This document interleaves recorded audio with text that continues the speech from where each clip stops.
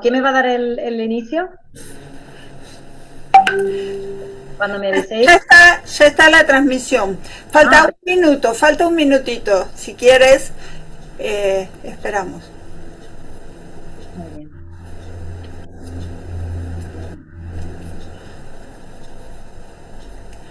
Sí pediría de vez en cuando que quienes nos ayudan técnicamente nos pusieran en el Zoom, por favor, en el chat, el número de participantes en la actividad, porque yo, por ejemplo, no tengo abierto Facebook ahora, Sí, por no tener perfecto. tantas pantallas. Yo Entonces, estoy no lo abrí.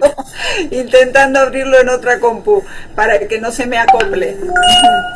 Exacto. Pues es que quiero evitar el acople y tal, y por eso he Claro. apagado y he dejado solamente Estoy abriendo mi Face. ¿Alguien del equipo que pueda confirmar? Pablo pregunta si ya se está viendo. sobre todo porque se va actualizando. Yo el último día de las jornadas de la semana pasada, pues vi bueno, que normalmente en los eventos online no hay una puntualidad Ya y se está viendo. hay una Ya está aceptando. oscilación. Ya estamos en vivo. Estamos en vivo, entonces ya podemos iniciar, Rosa. Perfecto. Bueno, pues muy buenas tardes a todas, a todos, compañeras, compañeros. Bueno, en las distintas partes del Atlántico, como aquí decimos, ¿no? Al otro lado del charco, en este lado del charco y viceversa. Bueno, estamos compartiendo esta tarde en España y por la mañana en varios países de América, de Latinoamérica, el seminario virtual COVID-19, Educación Superior y Discapacidad, reto, preguntas y propuestas. Este seminario iba a ser el segundo de una serie de seminarios bueno, al final se ha convertido en el primero, habida cuenta que la semana pasada, desafortunadamente, un temblor, un terremoto en México hizo que, bueno, pues anulase el evento inmediatamente. De hecho, bueno, pues pido a todos y a todas las personas que estuvieron en ese evento. Disculpas por la interrupción, pero al mismo tiempo también mi solidaridad con todas las compañeras y compañeros de México que han sufrido ese temblor, ¿no? Está organizado ya para el día próximo 3 de julio y esperemos que podamos terminar este evento con normalidad. Eh, Muchas gracias a todas las que estáis. En primer lugar, quiero agradecer a todo el cuerpo técnico. Imaginaros una transmisión de estas características desde varios países, que sea accesible. Por lo tanto, quiero dar las gracias a todo el personal técnico que está detrás de este evento, que nos está ayudando a la transmisión para que funcione perfectamente, pero que además, sobre todo, lo más importante, habida cuenta el título de la misma, es a que sea accesible, que es uno de los retos a los que nos enfrentamos precisamente en este tipo de eventos a distancia y online durante este periodo de pandemia, ¿no? y de COVID que nos ha tocado vivir. Bien, esta actividad, este seminario, tiene su origen, se enmarca dentro del programa de apoyo a proyectos de investigación e innovación tecnológica, conocido como PAPIT, del año 2020. Y este proyecto que financia la UNAM de México, de Ciudad de México, precisamente se titula Discapacidad y Universidad, panorama sobre docencia, investigación y gestión de las necesidades de estudiantes y alumnado con discapacidad, actores, estrategias, redes y políticas. Este proyecto está adscrito a la Facultad de Ciencias Políticas y Sociales de la UNAM en México. Es un proyecto que lidera Patricia Broña de la UNAM y también Margarita Millán de la UNAM. Y generosamente pues han querido compartir con varias colegas de otras universidades. Esta propuesta indiscutiblemente trata de cubrir la problemática del escaso conocimiento sobre la acción de docencia e investigación en discapacidad y, por supuesto, en la gestión de necesidades de estudiantes con diversidad funcional y discapacidad, concretamente en 4 universidades, de Colombia, México y España. Y se relaciona con el contexto tanto normativo como de las políticas educativas y el contexto social, ¿no? Ahí estamos embarcadas en este proyecto, una de cuyos productos fundamentales aparte de toda la producción académica que posibilita la generación de conocimiento, es la consolidación, la creación y consolidación de una red de universidades que tenga como punto en común precisamente la intención de mejorar el conocimiento sobre la discapacidad en el contexto universitario, en las universidades. Y bueno, eso es uno de los productos previstos de esa red. Y varios coloquios, varios seminarios internacionales, y nos pilló la pandemia, nos pilló el confinamiento, nos cortaron un poco el ritmo previsto que teníamos. Y justamente dentro de nuestro compromiso con la diversidad, pues teníamos todas las participantes, teníamos ese reto y ese compromiso lo tenemos, bueno, como integrado. Aquí en España decimos integrado en vena.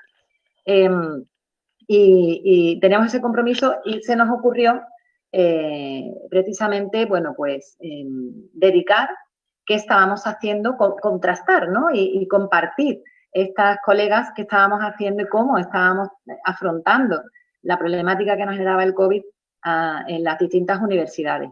Y bueno, fruto de esa idea, de esa necesidad de compartir, dijimos, ¿y por qué no montamos un seminario online, un evento académico online para compartir estas experiencias? Y de ahí surgió este evento, que lógicamente en principio va a ser como más reducido, pero nos vamos liando y se generó realmente un evento muy importante organizado en 2 sesiones con varias personas participantes y que ahora os voy a presentar.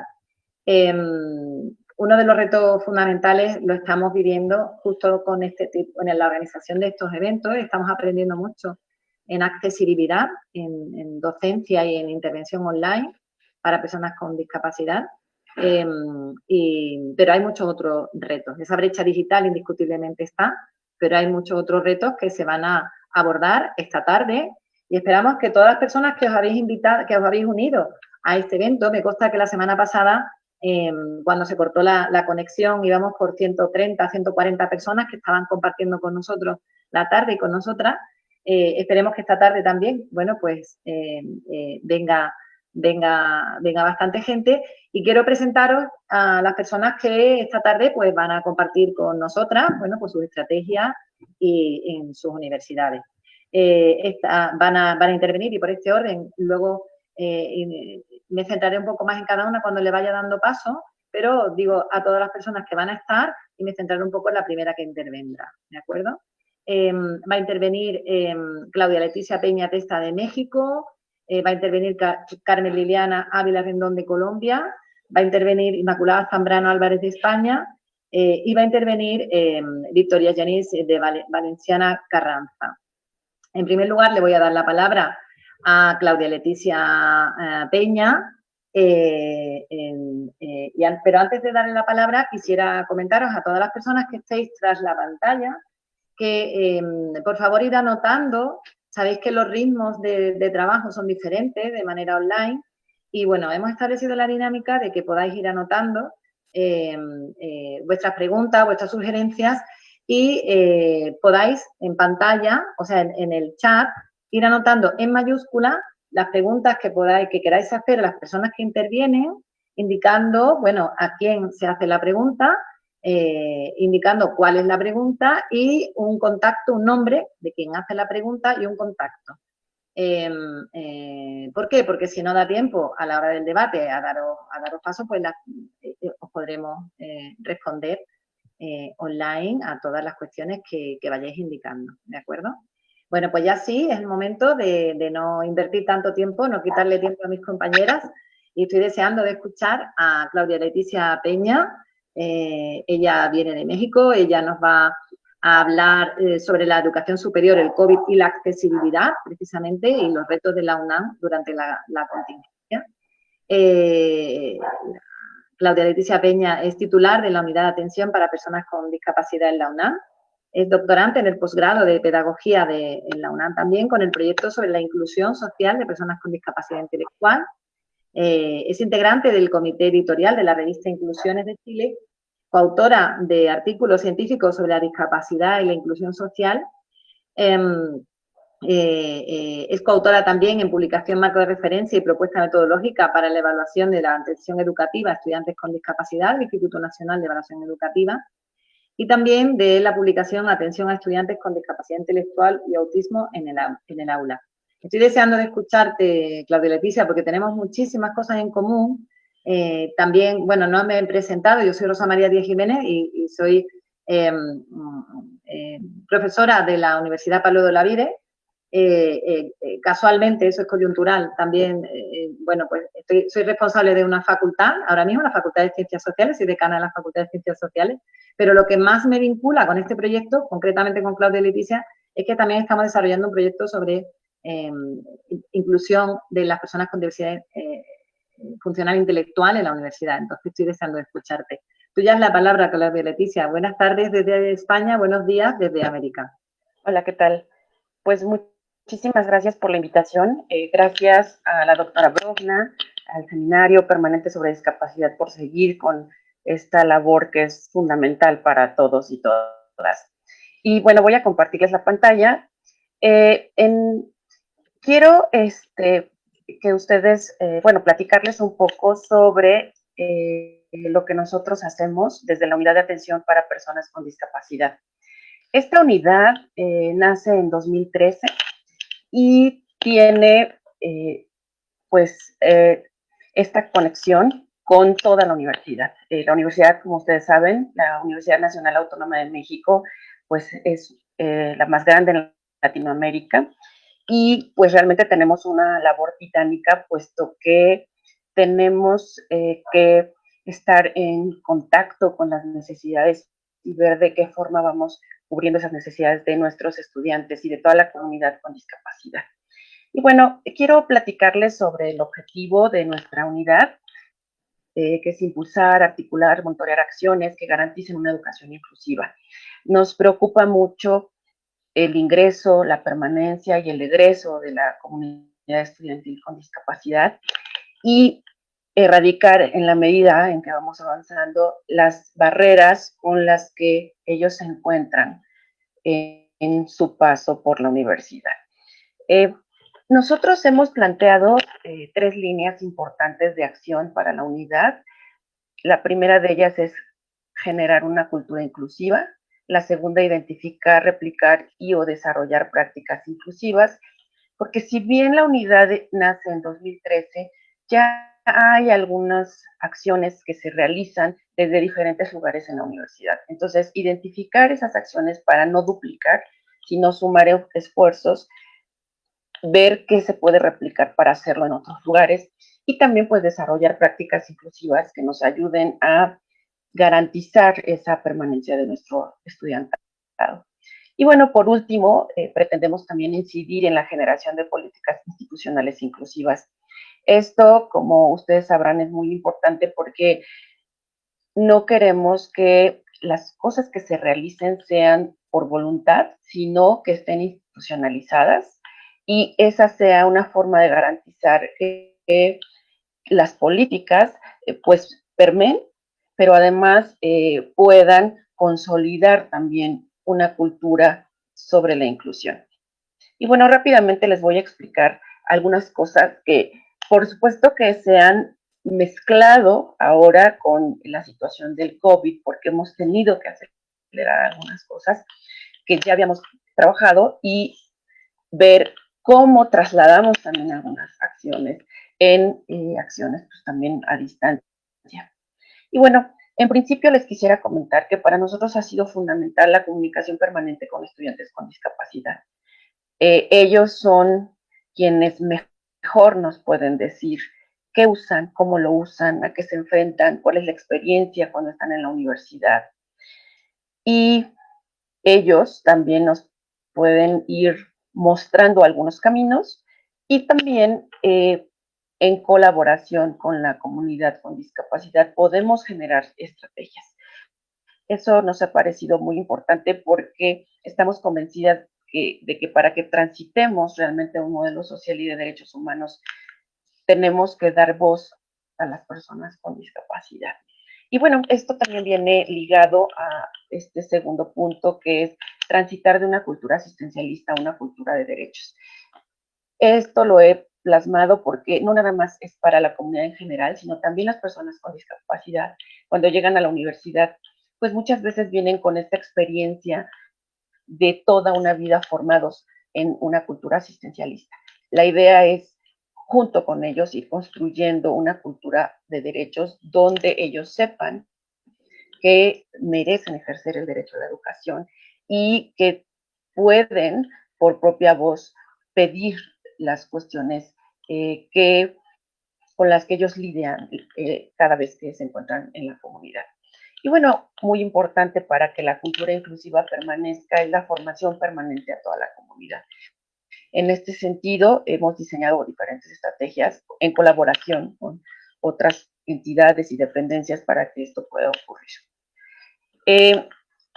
Aquí, por ejemplo, les puedo decir que podemos, dentro de las acciones que se realizan en nuestra universidad, identificar, replicar o desarrollar prácticas inclusivas, como ha sido uno de estos eventos, el Seminario Permanente sobre Discapacidad, nos ha puesto en el escenario a diferentes actores que realizan acciones muy importantes en el tema de la accesibilidad, por ejemplo, hacia las personas con discapacidad y el currículum, el estudio, y no nada más eso, sino cuestiones también tecnológicas, qué sé yo. Entonces, este ha sido muy importante para que podamos ligar, contactar, visualizar qué están haciendo otros actores dentro de la universidad. Por otro lado, tenemos a la Dirección General de Cómputo y de Tecnologías de la Información y la Comunicación de GETIC, que es una entidad importante, una dependencia importante porque nos ayuda a encontrar herramientas tecnológicas que pueden hacer accesible lo que estamos haciendo, ¿no? Algo que hacen ellos muy importante, por ejemplo, es dar talleres sobre accesibilidad web y últimamente están incursionando en talleres para que los profesores puedan hacer accesibles sus documentos desde el Office, Word, Excel, etcétera, etcétera, ¿no? Ha sido muy importante la colaboración y la identificación en facultades y escuelas de lo que se está realizando y lo que podemos hacer. Aquí yo les pondría dos ejemplos. Uno de ellos es la Facultad de Estudios Superiores Iztacala, donde el semestre pasado se crea una comisión que se llama FESI Incluyente.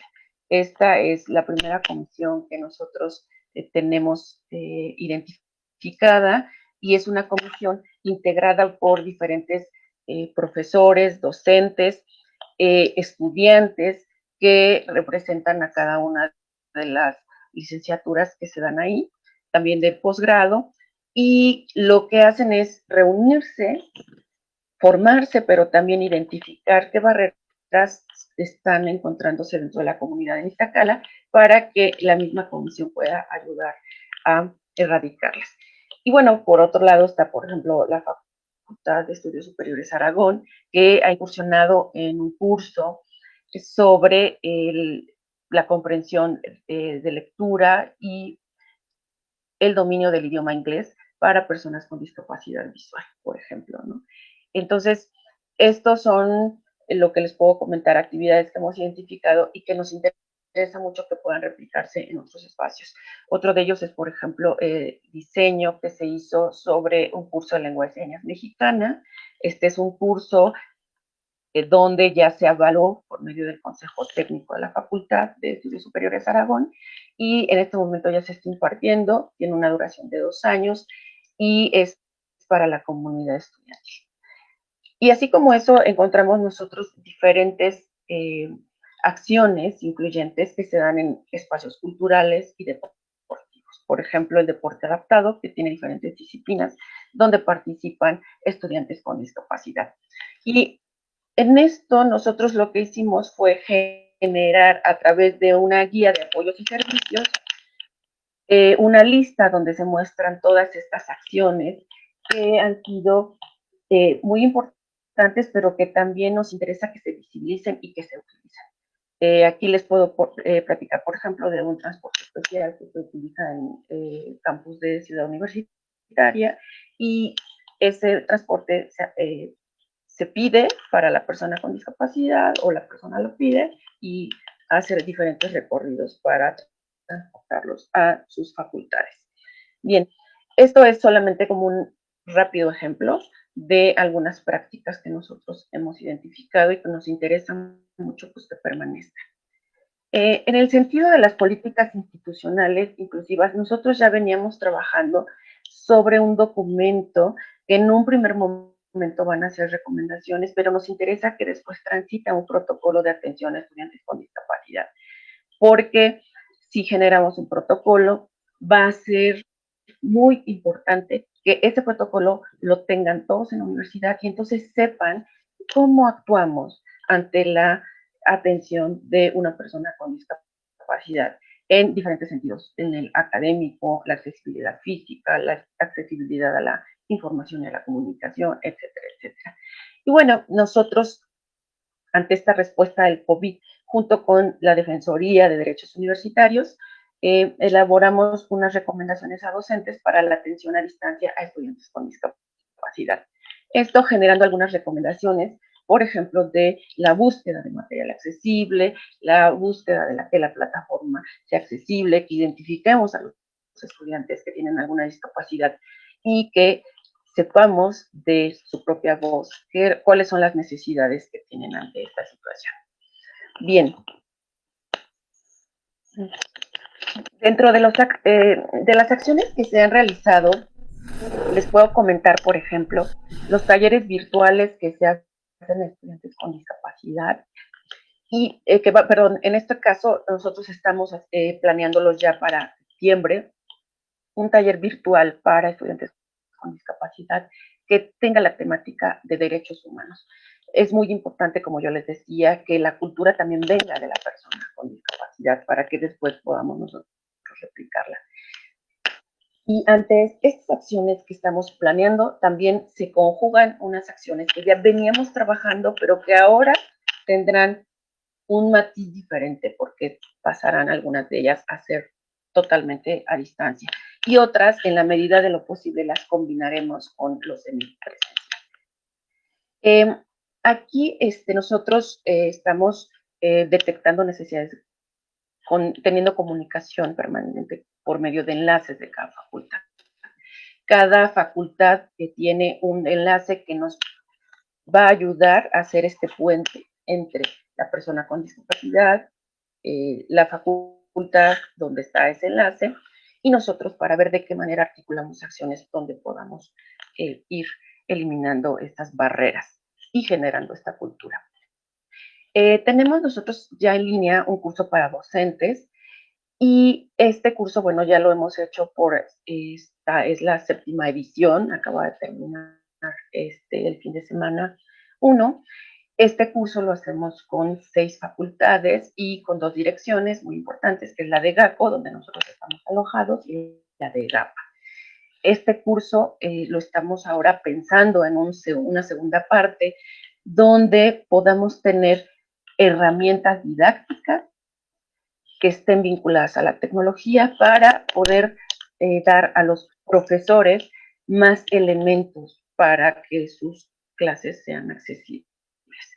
Esta primera parte del curso pues será una introducción, promover la conciencia respecto al tema, dar algunos conocimientos de manera general, pero lo que ahora queremos es que la segunda parte vaya más dirigida hacia el cómo en el aula yo puedo hacer esta parte accesible, ¿no? Y bueno, algo importante también ha sido que hemos tenido una colaboración con la Dirección General de Personal, donde se han dado diferentes cursos, talleres, pláticas para personal de base, personal administrativo, porque la vida del estudiante no es solamente en el aula, es también desde el ingreso al estacionamiento, al edificio, desde la solicitud que pueda hacer para un trámite, en fin.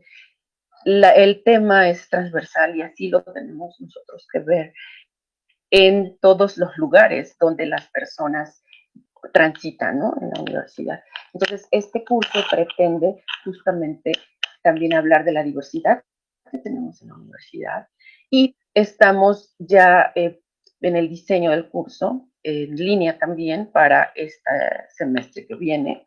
Ya también tuvimos el primero la semana pasada y los otros serán a términos de este año. Por último, algo importante también que estamos diseñando es una campaña que esta evidentemente cambiará en algunos sentidos para concientizar a toda la comunidad en torno a los derechos de las personas con discapacidad y a visibilizar las necesidades de esta comunidad. Esta campaña ya se tiene algún tiempo diseñando, ya se hicieron algunos focus group con personas con discapacidad para saber cómo la orientamos, pero evidentemente ante el COVID pues vamos a tener que generar algunas cuestiones un poquito diferentes. Y bueno, rapidísimamente quiero platicarles que nosotros en este conocimiento que nos interesa mucho a partir de los estudiantes y saber qué es lo que ellos necesitan, nosotros hemos identificado ya a población con discapacidad desde el primer ingreso de estas personas que hicieron el examen en el 2019, que es la generación 2022-1. Aquí entraron 141 personas y de estas personas se aplicó un cuestionario y hubo un universo de 51 personas que lo contestaron. De estas personas nosotros podemos ver que 31 personas tienen dificultad para ver aún usando lentes, tienen dificultad para oír 7 incluso usando dispositivos, dificultad para subir y bajar escaleras aún con apoyo 23, y 10 personas para comunicarse, concentrarse, 12 para realizar tareas de cuidado. Nos encontramos con población que tiene discapacidad múltiple y por eso ven ustedes estas diferentes combinaciones. Lo interesante, y es lo que yo quiero traer aquí, es que dentro de las barreras que ellos nos comentan, ellos están identificando, además de algunas físicas, actitudinales.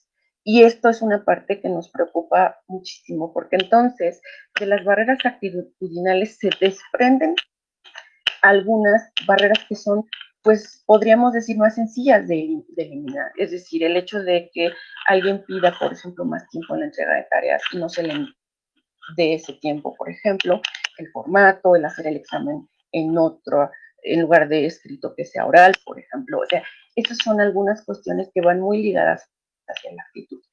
Y eso pensamos que lo podemos ir erradicando a partir de generar una cultura. Y por otro lado, tenemos el acceso a la información y a las comunicaciones, que también se identifica como una barrera.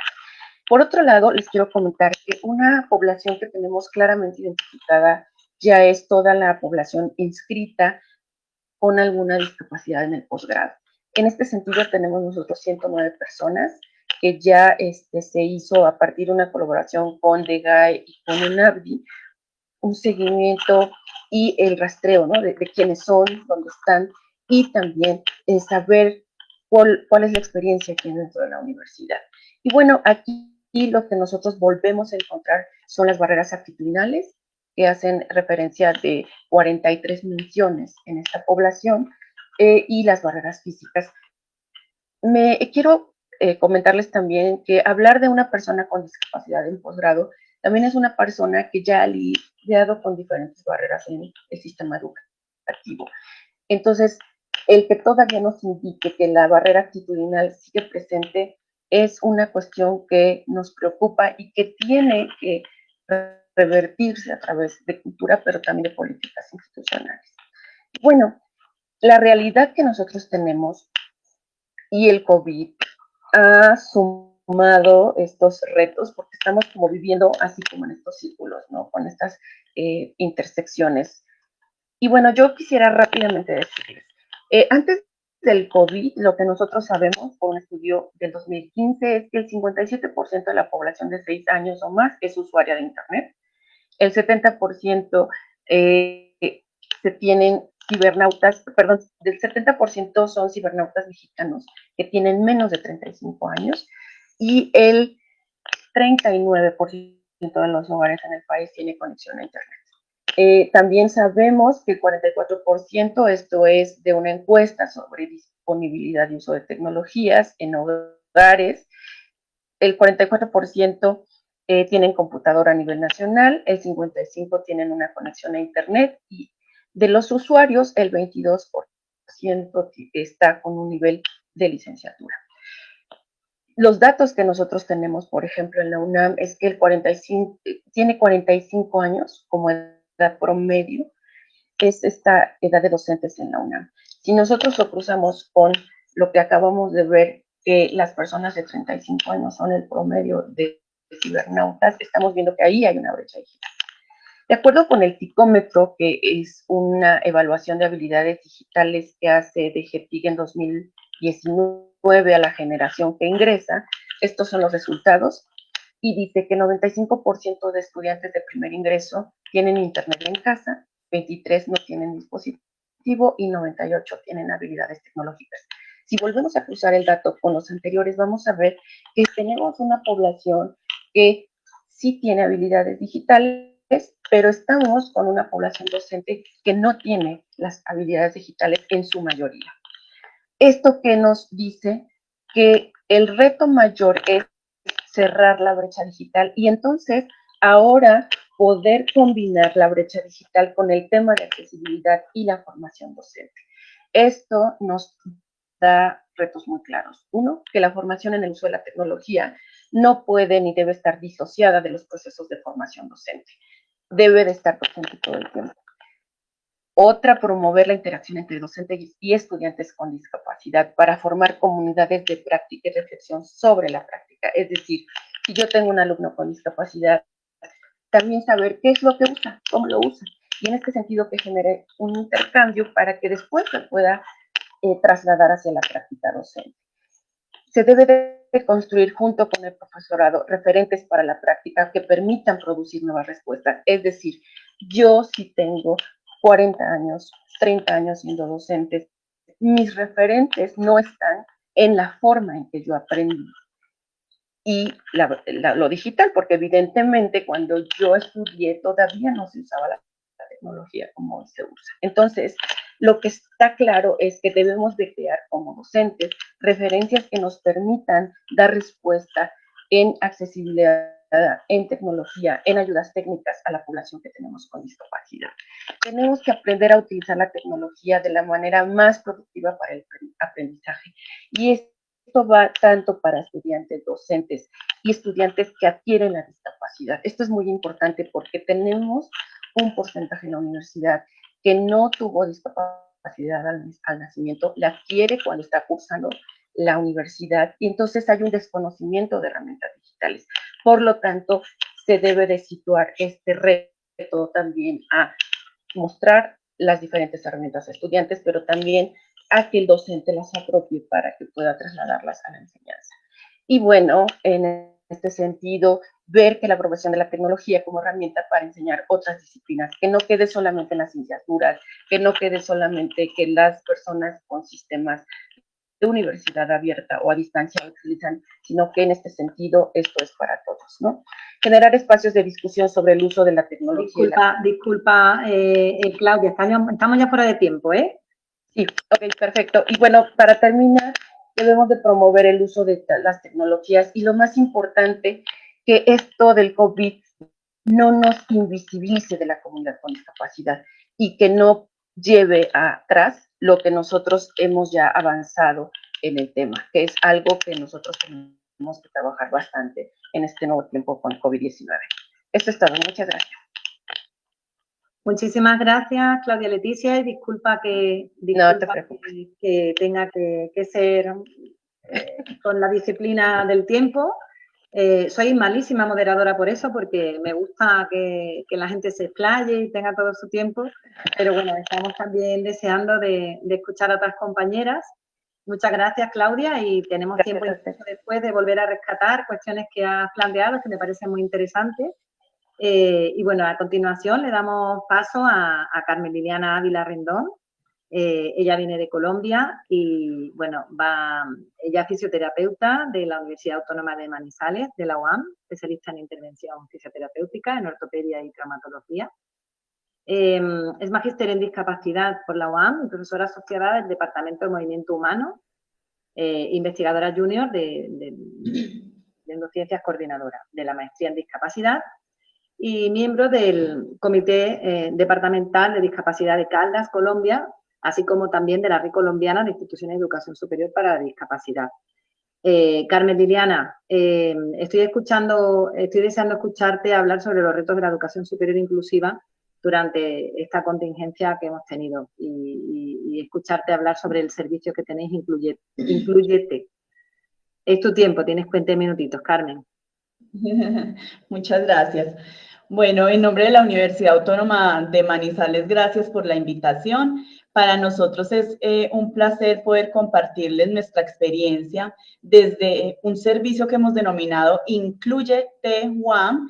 Este servicio básicamente está liderado por 3 docentes del Departamento de Movimiento Humano, Andrea del Pilar González Marín, Alessandra López López y quien les habla, Carmen Liliana Vilarrendo. Hoy queremos hablarles de los retos de la educación superior inclusiva durante esta contingencia y para ello hemos preparado 3 cosas generales. Inicialmente, un contexto sobre lo que tenemos para la inclusión en la universidad, luego una línea base de ajustes que se han hecho durante la contingencia y finalmente los retos. Para comenzar entonces, nuestro contexto general lo vamos a plantear desde lo interno y desde lo externo. La gestión de la inclusión, debo comenzar indicando, es transversal a nuestros procesos misionales en la universidad. Sin embargo, se dinamiza desde lo interno de manera fuerte, desde 2 proyectos estratégicos institucionales, formación integral y gestión integral de la comunidad. Tenemos ahí, digamos que un punto de intersección de lo interno con lo externo, que es la maestría en discapacidad, que es un programa posgradual que tenemos, y desde lo externo, como bien les indicaba ahorita Rosa, tenemos participación en el Comité Departamental de Discapacidad y en la Red Colombiana de Instituciones de Educación Superior para la Discapacidad.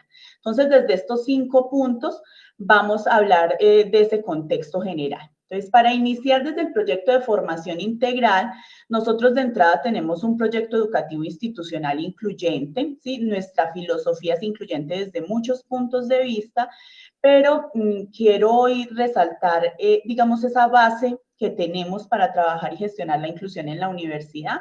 Contamos con una política de permanencia y graduación que es desde donde se anclan la mayoría de nuestras acciones.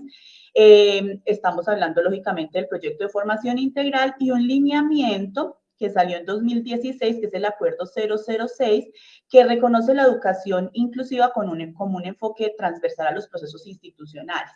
Ahorita que escuchaba a nuestra compañera exponer, sí, básicamente nosotros estamos, digamos que, enrutados por lo que nos plantean y es trabajar cultura, trabajar prácticas inclusivas y lineamientos. Digamos que nosotros hemos trabajado bastante en el tema de lineamientos. De hecho, fue todo un proceso para llegar finalmente a un acuerdo. Inicialmente lo planteamos como una política, pero definimos que con tantas políticas que teníamos en la universidad, definitivamente lo que debíamos hacer era transversar el tema de la educación inclusiva desde nuestras funciones sustantivas, que son docencia, investigación y proyección. Entonces, desde el proyecto de formación integral, nosotros trabajamos 3 líneas: enseñanza, aprendizaje, permanencia y graduados. Ahorita les voy a hablar la generalidad de enseñanza, aprendizaje y permanencia, porque digamos que son las líneas desde las que más trabajamos el tema de inclusión. La línea de permanencia tiene 3 estrategias clave que son adaptación a la vida universitaria, logro académico y gestión de la información. Nos basamos en un modelo de gestión estratégica del riesgo y básicamente tenemos un sistema de acompañamiento que lo que hace es acompañar a nuestros estudiantes desde el inicio, a todos nuestros estudiantes desde el inicio y realizar todo un proceso de seguimiento durante su carrera o durante el programa que esté cursando. Partimos de un análisis situacional, gestionamos servicios desde bienestar universitario y permanencia, hacemos el seguimiento desde las 3 vicerrectorías de la universidad. Cada facultad tiene líderes de permanencia y cada facultad tiene un líder de inclusión que gestiona el tema dentro de la estructura pues, administrativa de la universidad. Y dentro de la línea de enseñanza-aprendizaje, nosotros tenemos 3 estrategias clave que son implementación de un currículo basado en problemas, formación profesoral y producción de conocimiento. Esto lo hacemos con el norte de pensar desde el socioconstructivismo, nuestro enfoque pedagógico, desde el currículo basado en problemas y la didáctica de las ciencias, cómo hacemos que realmente esos profesionales que estamos formando tengan un pensamiento crítico, y para ello siempre estamos en un proceso de ajuste curricular que, lógicamente, pensado desde la inclusión, parte de todo el diseño universal. Y finalmente, después de todas esas estrategias, hay casos en los que se requieren ajustes razonables desde diferentes puntos de vista. El segundo proyecto interno en el que se basa el programa Inclúyete es el proyecto de gestión integral de la comunidad. Este proyecto tiene 3 estrategias clave, que son calidad de vida y bienestar, gestión del talento humano e identidad y cultura organizacional. Específicamente, nuestro programa se ancla de manera fuerte a Actívate One y Conéctate Más Conciencia. Más adelante les voy a mostrar algunas evidencias. En este momento, por ejemplo, el tema de gestión de salud mental está muy anclado acá. Como les mencionaba ahora, digamos que ese punto de intersección es la maestría en discapacidad. Desde ahí generamos investigación interinstitucional. Es un programa posgradual que nos ha permitido fortalecernos en todo lo que es inclusión y discapacidad. Y nosotros tenemos una asignatura que es la pasantía, que nos ha permitido desarrollar múltiples proyectos de desarrollo dentro de la universidad y en las diferentes regiones de Colombia. Entonces es un programa que nos permite articularnos muy bien con las necesidades del contexto. Desde el Comité Departamental de Discapacidad, la universidad representa hace muchos años, unos 8 o 9 años, a la Academia del Departamento de Caldas en este nivel intermedio del Sistema Nacional de Discapacidad. Y desde ese escenario fuimos líderes o hemos sido líderes en todo lo que es construcción de política pública.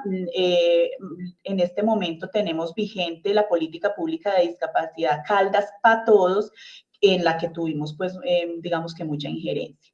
Y desde la Red Colombiana de Instituciones de Educación Superior para la Discapacidad lideramos el nodo eje cafetero durante el periodo 2018-2020. Desde allí tenemos la oportunidad de articularnos interinstitucionalmente con más de 90 universidades del nivel nacional y con el Ministerio de Educación Nacional, el Instituto Nacional para Personas Ciegas, el Instituto Nacional para Personas Sordas. Y este escenario integró un espacio que nosotros como universidad lideramos, pues, para su conformación, que fue la Mesa Interuniversitaria Caldense de Educación Inclusiva, que era aquí de nuestro departamento, y lo que hicimos fue articular esa mesa al nodo eje cafetero. Entonces, ese es el contexto, digamos, general, aparte de lo que mencionábamos ahora más temprano, que Rosa indicaba. Nuestro contexto general es el marco político en inclusión, en discapacidad, en educación, ¿cierto? Ahora, digamos que de esto, ¿qué es lo que retomamos fuertemente ahorita en lo que les voy a presentar? La gestión de la inclusión desde la línea de permanencia, que tiene en cuenta el sistema de acompañamiento, nuestro servicio de apoyo pedagógico, que ha sido clave durante esta contingencia, nuestro servicio de apoyo psicológico, que se denomina Ser Más, e Inclúyete, que es el que trata de articular. Y desde permanencia aprendizaje, básicamente nosotros hacemos todo lo que es gestión curricular y didáctica, formación y capacitación docente y cursos de educación continuada. Eso es lo que tradicionalmente se ha hecho y que estamos retomando acá. Y hay 2 unidades de apoyo que en este momento han sido clave, que son gestión de tecnología y One Virtual. Ahorita más adelante vamos a mirar por qué.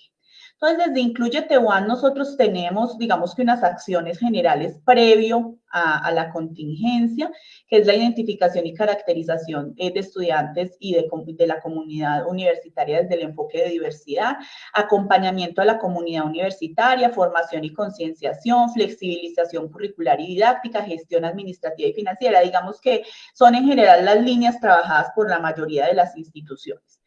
Ahora, ¿qué ha pasado con este tiempo de pandemia? Se intensificaron muchísimo los acompañamientos y el seguimiento. Pudiésemos decir que se intensificaron en un 50 o 60%. Campaña de accesibilidad en la universidad, la tuvimos que hacer. O sea, eso es un tema que no es nuevo, pero ahorita es súper prioritario y lo teníamos que hacer. Estamos enfatizando todo lo que tiene que ver con accesibilidad web y en contenidos, y ajustes para grupos proclive que están en nuestra universidad, que experimentan barreras para la participación y el aprendizaje. ¿Qué barreras analizamos? Muy en la lógica que nos planteaba ahora nuestra compañera, todo lo que tiene que ver con información y comunicación, con lo tecnológico hoy ha sido fundamental. Lo socioeconómico, ahora más adelante lo vamos a hablar, es un reto gigante, lo curricular, lo didáctico, todo lo que tiene que ver con lo actitudinal. ¿Qué sucede? Cuando los estudiantes experimentan esas barreras, nuestro sistema de acompañamiento activa sus alarmas y lo que hacemos son planes de recomendación general cuando así se requiere o planes de ajustes individuales cuando vemos que es necesario. Esos ajustes, acá les voy a hablar de algunos que consideramos importantes para esta presentación, los socioeconómicos. Nosotros tenemos todo un plan, digamos que de beneficios a nivel socioeconómico, que hoy con la pandemia, ¿sí?, se reenfocaron. ¿Eso qué quiere decir? Tenemos un plan estudia que otorga beneficios a estudiantes de estratos 1, 2 y 3, 40, 30 y 20 en matrícula. Lo que hace la universidad hoy es que crea un fondo temporal de permanencia de acceso estudiantil que otorga becas temporales adicionales a los beneficios que ya tienen los estudiantes, ¿sí?, para los diferentes estratos, estrato 1 y 2 del 20%, estrato 3 y 4 del 15% y estrato 5 y 6 del 10%. Y eso se suma a una cantidad de beneficios en inscripción de asignaturas, en estudiantes que están inscribiendo asignaturas ahorita en intersemestral. Entonces, lo que hace la universidad es que ese valor de la inscripción se lo va a tener en cuenta para el próximo semestre. En fin, son muchos, digamos, que los ajustes que se han hecho desde ahí. Tenemos un fondo patrimonial que otorga becas a los estudiantes, los apoya a la comunidad universitaria en calamidades y hay proyectos de inversión. ¿Qué se hizo en esta contingencia? Muchos de esos recursos de los proyectos de inversión se reenfocaron a apoyo en infraestructura tecnológica y apoyo a la comunidad UAN, se hizo un fondo de solidaridad para cubrir necesidades básicas de transporte, estudiantes que no tenían contemplado viajar a sus regiones. Nosotros tenemos muchos estudiantes que son de fuera de la ciudad, de fuera de Manizales, entonces se les dio, digamos, que ese beneficio, algunos que necesitaban cubrir sus necesidades básicas porque en este momento sus familias experimentan dificultades económicas relacionadas con lo laboral y entre otros. Y apoyo en casos específicos. Entonces, si hay estudiantes que definitivamente ni con esas ayudas socioeconómicas tienen un alivio en su situación, la universidad específicamente estudia cada caso y da los beneficios que considera. Desde lo tecnológico, teníamos computadores y equipos en comodato, eso ha sido usual en la universidad. Por ejemplo, para estudiantes con discapacidad, los equipos en comodato, grabadoras periodistas, grabadoras que pasan voz a texto, entre otros. Teníamos salas de Zoom para actividades sincrónicas, Moodle para actividades asincrónicas, los softwares que nos da el ministerio, que nos dan a nivel nacional desde Mintix, que son JAWS y Magic, que es magnificador de imagen y lector de pantalla, apoyo tecnológico y virtual desde nuestras unidades. Pero ¿qué pasa hoy? Pues tienen que prestar equipos a la comunidad universitaria, ¿cierto? De nuestras salas de cómputo, nuestra universidad está prácticamente vacía, pues simplemente si hay miembros de la comunidad universitaria que requirieran los equipos, se los prestaron o nos los están prestando todavía. Más salas Zoom, se adquirió Cisco Webex, se adquirieron muchas licencias, se hizo todo un estudio y se definió que esta iba a ser otra de nuestras plataformas. Google Classroom y Jamboard, que lo teníamos en nuestro Google Suite y nunca se utilizaba, pues ahorita se potenció enormemente su uso. Y tenemos apoyo en conectividad para estudiantes, tarjetas prepagadas básicamente. Todos estos casos se canalizan por permanencia y la universidad les está dando esa ayuda a los estudiantes. Desde lo curricular y didáctico, que hemos tenido siempre un proceso de ajuste curricular, la competencia digital ha sido transversal. Nosotros tenemos 6 competencias transversales en la universidad y esta es una de ellas. Tenemos competencias en dominios específicos, trabajamos con unidades didácticas y la formación docente de educación continuada desde siempre ha tenido digamos que muy ligado el tema de lo digital. Hemos tenido muchas capacitaciones, acá colocamos algunas, objetos de aprendizaje, competencia digital para la docencia, simulación en salud. Pero hoy, pues tenemos dentro de lo curricular y didáctico una flexibilización en requisitos. Acá les traigo un ejemplo que es el de nuestra práctica social de paz y competitividad que hacen nuestros estudiantes de últimos semestres, todos los estudiantes de la universidad. ¿Qué se hizo? Se flexibilizaron los prerequisitos para que estos estudiantes, sin ver todavía sus asignaturas prácticas, pudieran hacer paz y competitividad desde modalidad remota. Se canalizó, por ejemplo, una opción que es de investigación y que posterior a la contingencia puedan terminar de ver sus prácticas. Esto ya pasó por comités de currículo. Se ha hecho toda una gestión en competencias digitales de los docentes que ahorita les voy a mostrar, estrategias didácticas basadas en la virtualidad y el trabajo remoto, todo un acompañamiento a la comunidad universitaria. Incluso nosotros consideramos que ha habido una sobreoferta de capacitación. Acá colocamos los que consideramos clave. De la clase presencial a la remota fue una, y apps para la docencia, pero hay muchas otras. Nosotros siempre en intersemestral, que es el periodo de junio y julio, hacemos capacitaciones y ahorita todo está volcado a lo digital. Esto es para todos los docentes de la universidad. Desde lo físico no me voy a detener, pues básicamente ya tenemos protocolos de bioseguridad. Algo particular es que tenemos cámaras termográficas en la entrada de todos los edificios de nuestra universidad. Ya tenemos los protocolos listos. Algunas de nuestras prácticas en algunos pregrados ya comenzaron y la idea es que inmediatamente el Ministerio de Educación de Laval podamos comenzar. Ahora, ¿qué línea se ha profundizado durante la pandemia? La gestión pedagógica, la accesibilidad, la salud mental, el trabajo remoto, todo el trabajo desde bienestar. Acá les voy a hablar de las primeras 4, mostrándoles algunas evidencias de lo que hemos hecho. En gestión pedagógica se han hecho bastantes cosas. Acá traje unas que consideramos importantes. Tips para estudiar de forma virtual, tanto para estudiantes como para docentes. Gestión del tiempo, que eso nos ha servido a todos. Se creó un micrositio, bueno, en realidad ya venía en construcción, pero se hizo el lanzamiento, pues porque era muy pertinente, sobre aprendizaje, enseñanza y evaluación, y nos hicieron varias sesiones y nos capacitaron a todos los docentes en esa multimedia de apoyo a profesores, que tiene múltiples herramientas que nos sirven para este tema. Y la semana pasada empezamos este curso virtual de la clase presencial a la remota. La primera sesión participaron aproximadamente 211 personas. Y es que nosotros tenemos un departamento de estudios a distancia que tiene muchas potencialidades en esa área. Entonces, este curso es estratégico en este momento. Desde la accesibilidad, pues desde Incluyete se han generado, como les decía ahora, diferentes piezas en términos de accesibilidad académica, de accesibilidad a la información, a contenidos. Acá podemos ver a una de esas piezas. Ella es la profe Inés.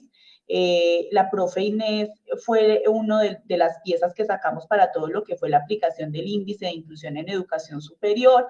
Entonces volvió la profe Inés, a hablar de accesibilidad.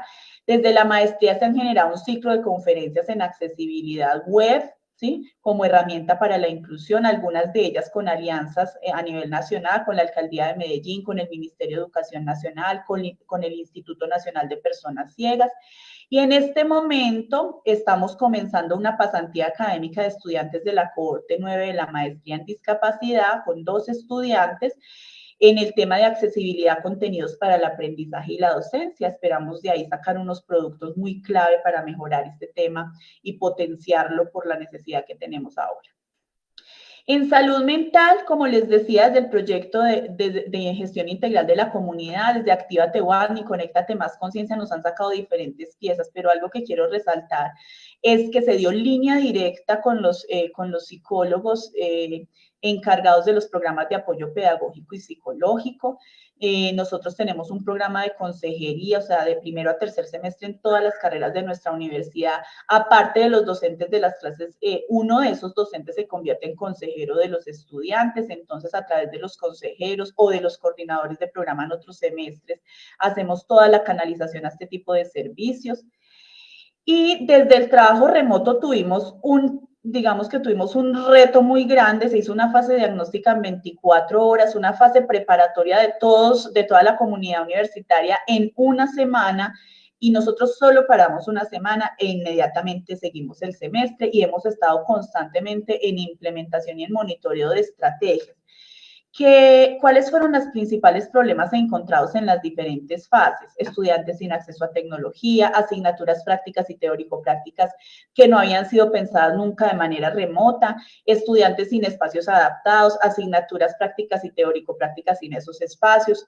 En infraestructura, estudiantes tuvimos dificultad al inicio, que logró superarse. En conectividad también logró superarse, sin embargo, algunos estudiantes todavía al final se les tuvo que hacer planes de nivelación porque tuvieron muchas dificultades con la conectividad.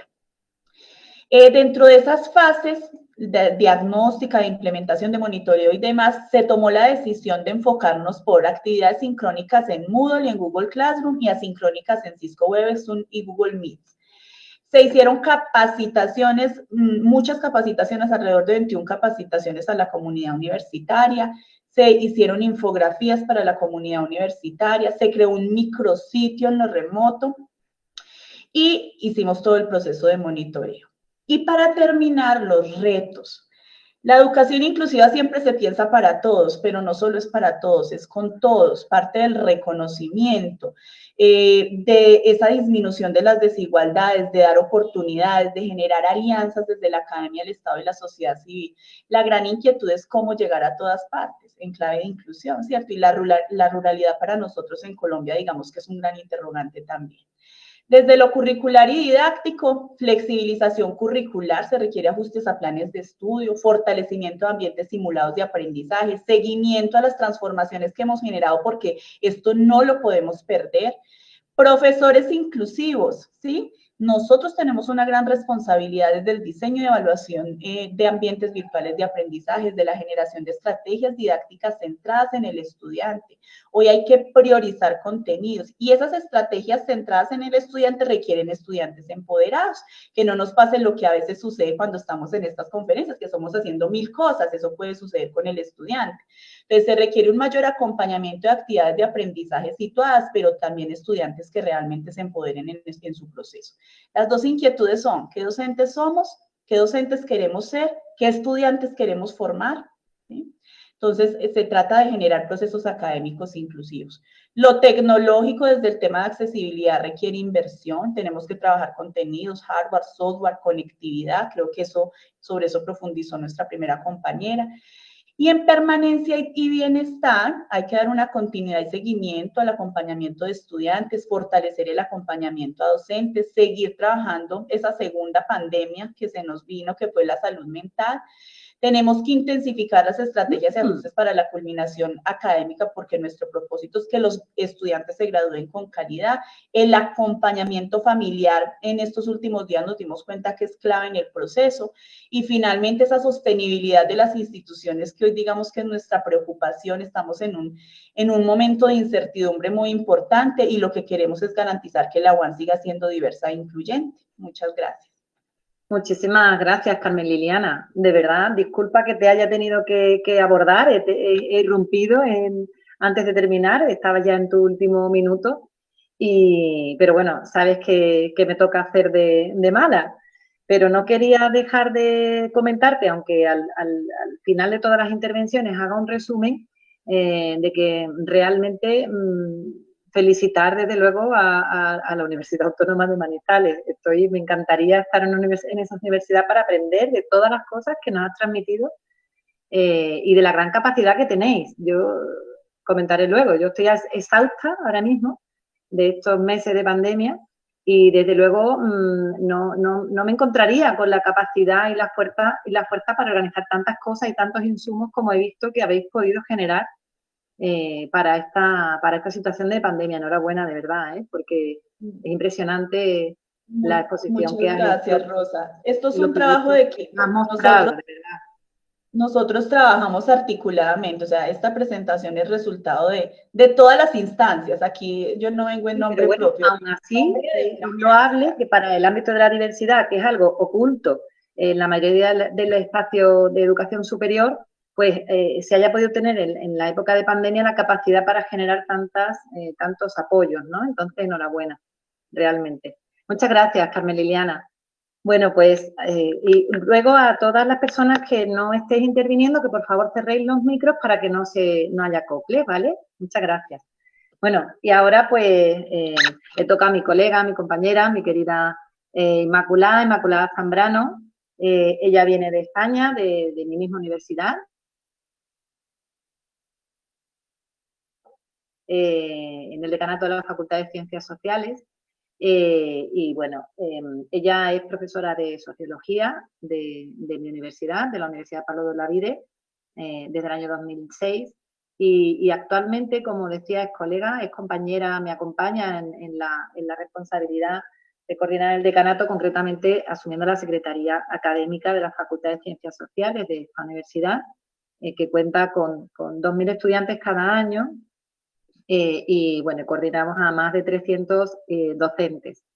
Una de las competencias de la Secretaría Académica precisamente es la atención a estudiantes con diversidad funcional de toda la facultad, porque aunque haya un servicio específico de atención al alumnado con diversidad funcional en toda la universidad, nuestra universidad contempló en el plan de atención al alumnado con diversidad que cada facultad asimismo tuviese un responsable académico claro, con visibilidad, que pudiese, bueno, cribar y realmente resaltar las necesidades específicas de cada facultad, porque no es lo mismo el perfil del alumnado de la Facultad de Derecho que el perfil del alumnado de las facultades sociales que el perfil de otras facultades. Desde el año 95 ha participado en proyectos competitivos de investigación, tanto nacionales e internacionales, sobre derechos fundamentales, cuidado de personas con discapacidad, protección social y voluntariado. Su tesis doctoral sobre la necesidad de apoyar a los cuidadores de una perspectiva de derechos fundamentales obtuvo el primer Premio Nacional de Tesis Doctorales otorgado por el Colegio Nacional de Doctores y Licenciados en Ciencias Políticas y Sociología. Y bueno, ella realmente, ya os digo, está muy comprometida. Nosotras nos hemos encontrado en el camino académicamente relativamente hace poco tiempo, pero bueno, pues parece que nos conocemos de mucho más. Somos un equipo de más gente en la facultad, otros vicedecanos y vicedecanas, pero realmente en el ámbito de la diversidad nos ha unido ese compromiso y estamos haciendo, una de las cosas es participar en este proyecto al que generosamente Patricia nos invitó, pero bueno, compartimos esta inquietud desde diversas perspectivas. Entonces, bueno, ella ha preparado una intervención, adaptaciones y apoyo al alumnado con diversidad en este confinamiento en UPO Sevilla. Y bueno, y con el permiso de todas y todos, cuando Inmaculada crea pertinente o me necesite, pues yo estoy aquí al kit y a la Limón podremos comentar algunas cosas. No obstante, ahora le doy su tiempo y bueno, como quieras lo hacemos. Nosotras podemos hacerle a la Limón o como tú veas, si quieres. También por acortar, Rosa, si te parece, por ajustarnos un poco al tiempo, empiezo y bueno, en cualquier momento puedes entrar y seguramente si luego hay alguna pregunta o algún debate, pues ya podemos participar las dos. Estupendo.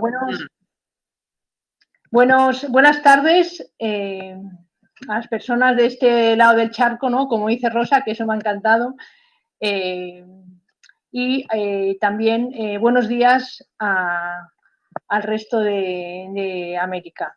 En primer lugar, bueno, pues mostrar también pues mi gratitud, ¿no? Y mi satisfacción por poder participar en este proyecto que para las personas que nos dedicamos a la atención a la diversidad funcional, la verdad que está siendo desde el principio muy enriquecedor por muchas cuestiones, ¿no? Pues por conocer cómo se está respondiendo desde otras universidades, porque yo creo que entre todos también estamos como aumentando las ideas sobre cómo podemos atender mejor desde nuestras universidades.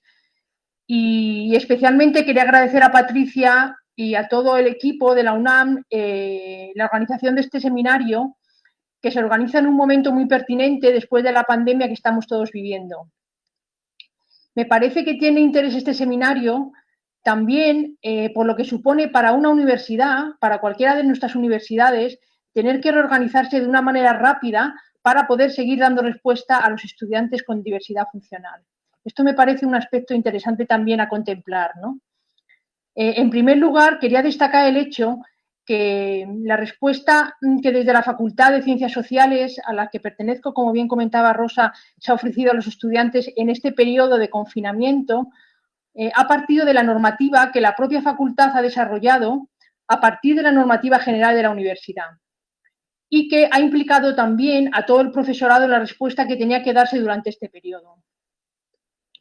Otro aspecto que quería señalar es que la respuesta y el seguimiento que se ha realizado desde la facultad supone la coordinación con los servicios prestados a los estudiantes desde el Servicio de Atención a la Diversidad Funcional. Para ello ha sido importante una estrecha comunicación con este servicio. En primer lugar, en relación a saber cómo el Servicio de Atención a la Diversidad Funcional había podido adaptarse a esta situación sobrevenida de atención a los estudiantes. Y en segundo lugar, para poder seguir dando una respuesta en coordinación con ellos. Juan Vázquez, que es el responsable del Servicio de Atención a la Diversidad Funcional de la Universidad Pablo Olavide, en Sevilla, no pudo el pasado martes hacer su presentación por el imprevisto que tuvimos y posiblemente iba a hacer una presentación de los servicios que ofrece este servicio a la comunidad universitaria. Aunque supongo que el próximo jueves 1 de julio, que tendremos la ocasión de escucharle, hará esta presentación, yo simplemente hoy quería introducir un poco este servicio para entender el trabajo que desde la Facultad de Ciencias Sociales se ha realizado para seguir dando respuestas a los estudiantes con diversidad funcional. El Servicio de Atención de Diversidad Funcional es un servicio que lleva desarrollando desde el año 2005 la Universidad Pablo de Olavide y que ha ido dependiendo de diferentes vicerrectorados que junto al rector gobiernan la universidad. En este momento depende del Vicerrectorado de Cultura y Participación Social, por un cambio de perspectiva en la filosofía de atención a las personas con discapacidad, desde un marco conceptual de diversidad funcional y el movimiento de vida independiente. Este servicio está dirigido a toda la comunidad universitaria, estudiantes, personal de administración y servicios, personal docente investigador, que tenga alguna diversidad funcional, temporal o permanente, asociadas a algún tipo de discapacidad y necesitan algún tipo de asesoramiento o apoyo en su vida universitaria. Es importante destacar que el servicio que se ofrece es individualizado, que se ofrece a las personas que han ido a solicitar apoyo o asesoramiento. Esto lo que quiere decir es que no todas las personas con diversidad funcional en la universidad lo reciben y que el servicio intenta ofrecer el servicio de apoyo o adaptación que necesitan. Esto es interesante también, un poco también por lo que comentaba anteriormente, ¿no? de que se ha querido un poco cambiar el enfoque en cuanto a la vida independiente también de las personas con diversidad funcional, ¿no? Es decir, solamente aquellas que deciden solicitar este servicio se le puede ofrecer, ¿no? De tal manera que también no todas las personas en este momento están recibiendo servicio, pero es verdad que a medida que está funcionando de la manera, yo creo que adecuada, que está funcionando en la Universidad Pablo Olavide, cada vez hay más personas que se acercan a recibir este tipo de apoyo. Es un apoyo individualizado y el servicio informa al profesorado también, que tiene estos alumnos, de las adaptaciones concretas que tiene que realizar el alumnado, ¿no? Pues dependiendo las necesidades que el alumno haya comentado al Servicio de Atención de Diversidad Funcional que necesitaría para poder seguir sus estudios, en mayor medida, pues, según esas necesidades, se informa al profesor de esos alumnos en concreto sobre cómo tendría que adaptar esta docencia y esta evaluación del estudiante, ¿no? Que se puede reflejar en, por ejemplo, pues que a lo mejor la evaluación, en vez de ser escrita, tiene que ser oral, o que tiene que ser con un tipo de letra más grande, o que se le tiene que adaptar el PowerPoint o algún tipo de lectura que ofrezca el profesorado, etcétera, ¿no? Ante esta situación de confinamiento, de contingencia por el COVID-19, la facultad se puso en contacto con el Servicio de Atención de Diversidad Funcional para saber cómo se estaba ofreciendo este servicio ante esta situación sobrevenida y también por la preocupación que planteaba el alumnado ante la adaptación a la nueva situación de las personas con diversidad funcional. Este servicio de atención a la diversidad funcional tuvo que estar pendiente también de la normativa que a partir que se generó el COVID se empezó a desarrollar en la universidad. Cada facultad, además, sacaba una resolución concreta para la atención a los estudiantes de su facultad y respecto al alumnado con diversidad funcional. Desde que se produjo el confinamiento, la decana de la Facultad de Ciencias Sociales y yo mantuvimos reuniones con los representantes del alumnado para hacer un seguimiento de cómo estaban adaptándose los estudiantes de la facultad a la nueva situación de confinamiento.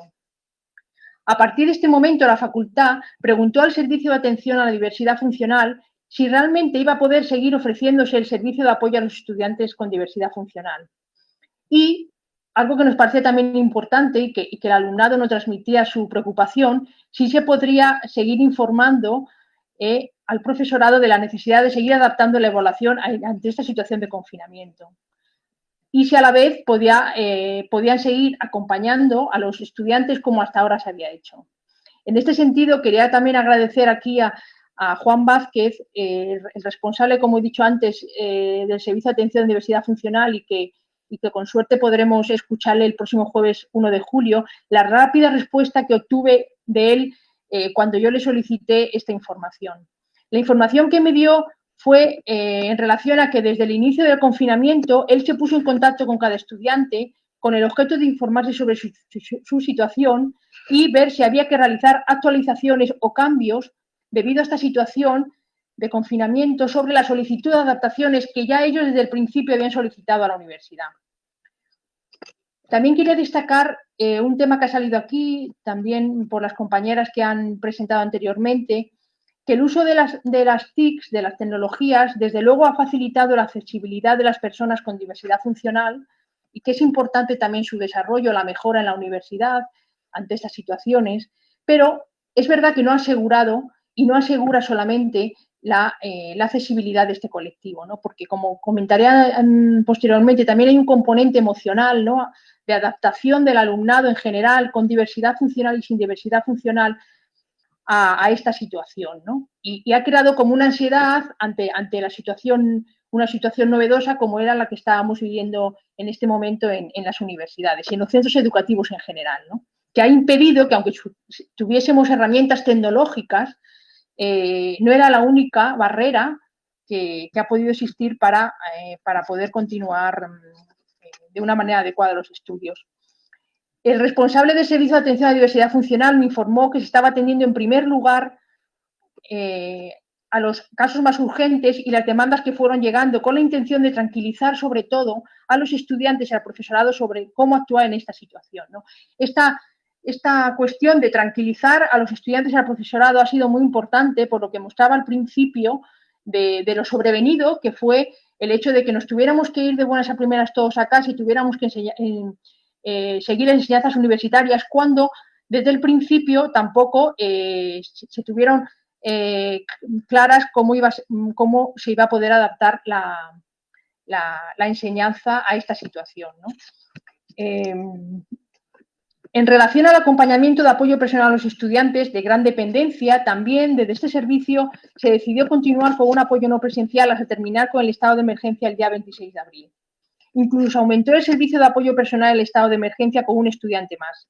También el responsable del servicio nos comunicó que desde la comunicación de reincorporación, es decir, cuando ya se nos comunicó también a nivel del Estado español que no se iba a volver a las clases presenciales y la universidad así también lo propuso, ¿no? Aunque esto ya también fue una decisión de cada una de las universidades, ¿no?, dentro del Estado español, pues tomó la decisión de si se podría ver con una mejora de las condiciones de movilidad, si se podrían reanudar las clases presenciales o no, ¿no? Y bueno, en un principio nuestra universidad decidió la no reincorporación y entonces el Servicio de Atención a la Diversidad Funcional intentó buscar una mayor cobertura que consiguió también con algún apoyo más desde el servicio. A partir de esta comunicación con la facultad, es decir, yo quiero incidir un poco en la importancia que ha tenido el hecho de que la facultad pudiera tener una relación tan fluida con este servicio de atención a la diversidad funcional. A partir de esta comunicación, el responsable de este servicio me pidió que en el caso de que llegara alguna información a la facultad de solicitud sobre alguna situación nueva que se estaba generando por este confinamiento, se lo hiciéramos llegar, ¿no? Y así lo hemos estado haciendo desde el principio. Este comentario a mí me hizo pensar algo que comenté también con la decana, con Rosa Díaz, que en el sentido de que ella también me sugirió que podría ser interesante en este momento escribir al alumnado de la facultad para recordarle la existencia de este servicio, ¿no? Y esto lo hicimos también porque hay que recordar, como dije al principio, que no todos los estudiantes con diversidad funcional de la universidad que realmente necesitan apoyo lo estaban solicitando, es decir, lo solicitaron desde el principio en que comenzaron el curso académico. Esto también ha sido interesante porque posiblemente ha habido algunos estudiantes que, aún no habiendo solicitado el servicio en un comienzo del curso académico, durante este periodo de confinamiento se ha acercado al servicio a pedir algún tipo de apoyo, ¿no? Por lo que eso también ha sido una cuestión interesante durante este periodo. El responsable de este servicio nos comunicó que al inicio del confinamiento él también envió un correo a todos los estudiantes, usuarios de este servicio, y estaba enviando recordatorios, sobre todo para que le trasladasen si había habido alguna situación nueva en este periodo de confinamiento, ¿no? O alguna necesidad añadida a lo que ellos habían solicitado. Quería comentar también que durante este confinamiento algún alumno se puso en contacto con la facultad expresando una situación de especial ansiedad por no poder terminar el curso como estaba previsto. Y aunque el Servicio de Atención a la Diversidad Funcional nos comunicó que estaba atendiendo especialmente el caso de esta persona, le comunicamos la situación de especial inquietud que esta alumna tenía y la necesidad de que se estuviera especialmente pendiente. También gracias a esta comunicación entre el Servicio de Atención a la Diversidad Funcional y nosotros, pudimos resolver una petición que nos hizo esta persona que había solicitado el servicio de apoyo del Servicio de Atención a la Diversidad Funcional de la Universidad, pero que, por lo que comentaba al principio, ¿no?, por ese componente emocional que también hemos vivido durante el confinamiento, estaba viviendo una situación de especial ansiedad que no podía, aunque recibiese servicio de la universidad, no podía continuar con sus estudios. Nos hizo una petición de anulación de matrícula que se la ofrecimos porque esto fue una iniciativa que la propia universidad había presentado también a todo el estudiantado de la universidad y, por supuesto, también en este caso, o sea, se gestionaba de manera urgente en el caso de alumnos con diversidad funcional. Quería también comentar en relación a esto, para no alargarme mucho más tampoco, una cuestión que el responsable del Servicio de Atención a la Diversidad Funcional me comentó y me parece también interesante, ¿no?, para contextualizar este periodo, ¿no?, del que estamos hablando, ¿no?, que debido a la restricción de los servicios de atención a la salud que hubo en general en España, ¿no?, porque, como saben, bueno, para los que no conozcan muy bien cómo ha funcionado aquí durante este periodo, ¿no?, pues claro, pues debido a que no podíamos salir de nuestras casas, tampoco podíamos acudir a los centros de atención sanitaria, y se podía acudir, pero se podía acudir no a veces presencialmente, sino pues a veces telefónicamente, ¿no? Pero claro, efectivamente se han restringido los servicios, se ha restringido la atención personal, y muchos alumnos con diversidad funcional, pues algunos tenían algunas dificultades o problemas relacionados con la salud mental que durante el periodo de confinamiento no han podido ser atendidos, ¿no? Y esto ha sido también un problema al que nos hemos tenido que enfrentar, ¿no? Es decir, debido a la restricción de estos servicios de salud, esto ha influido también en que se generasen situaciones desde la universidad de una especial ansiedad y de una especial dificultad, ¿no? De tal manera que muchos alumnos, aun recibiendo un apoyo por parte de la universidad, no ha podido o ha decidido no continuar, al menos por este curso académico, los estudios, ¿no? Esto es interesante también para ver cómo, incluso desde un ámbito educativo como la universidad, es importante también los servicios que se están ofreciendo públicos de otras instituciones, ¿no?, en este caso los servicios de salud. Bueno, no quería tampoco sobrepasar mucho más el tiempo que nos habían asignado. Fundamentalmente, para terminar, quería destacar... Perdón, Inma, porque está ya fuera de tiempo, casi. Sí, nada, simplemente quería destacar lo importante que ha sido para la Facultad de Ciencias Sociales, yo creo que para la universidad en general, la coordinación que ha existido desde el Servicio de Atención a la Diversidad Funcional, las reuniones que hemos mantenido con los estudiantes desde la facultad para hacer este seguimiento de las dificultades que podían estar teniendo en este periodo de confinamiento, y también un acercamiento que hemos tenido de una manera más especial durante este periodo. Bueno, nada más. Muchas gracias a todos y nada, pues ahora pasamos al debate y podemos comentar algunas cuestiones que se hayan quedado pendientes. Muchas gracias. Perfecto, muchísimas gracias, Inmaculada. La verdad es que no ha sido nada fácil. O sea, lo estamos pasando todos y todas muy mal en todos los países. La verdad es que ha sido una situación que yo miro para atrás y más que 3 meses de confinamiento, a mí me han parecido 3 años. El esfuerzo que hemos tenido que hacer en las universidades para adaptarlo todo. Bueno, pues con más incidencia, ¿no? En el caso de personas con diversidad funcional. Quizá por comentar, ¿no? Porque lo hemos vivido. Lo más visible o lo más significativo de nuestro alumnado ha sido el aumento de los niveles de ansiedad y de dificultades, de trastornos incluso mentales que se han generado en este tiempo. Y de cara a nuestro trato o de cara a los apoyos, el acompañamiento es personalizado. Es decir, nosotras mandamos correos individualmente a cada uno y nos hemos reunido periódicamente con todos y tratando de humanizar también, ¿no? Ese acompañamiento en estos momentos, que es lo que mucha gente solicitaba, humanidad ante la frialdad del confinamiento y del no poder tener interacción humana, ¿no? Y piel con piel. Bueno, no quiero quitarle más tiempo a otro de los actores importantísimos, ¿no? Y que no podían faltar en este seminario, que es desde luego la perspectiva estudiantil y la perspectiva de los propios y las propias estudiantes. Le doy paso, por tanto, a Victoria Yanis Valenciana Carranza. Ella es estudiante de la licenciatura en Física de la Facultad de Ciencias con discapacidad auditiva.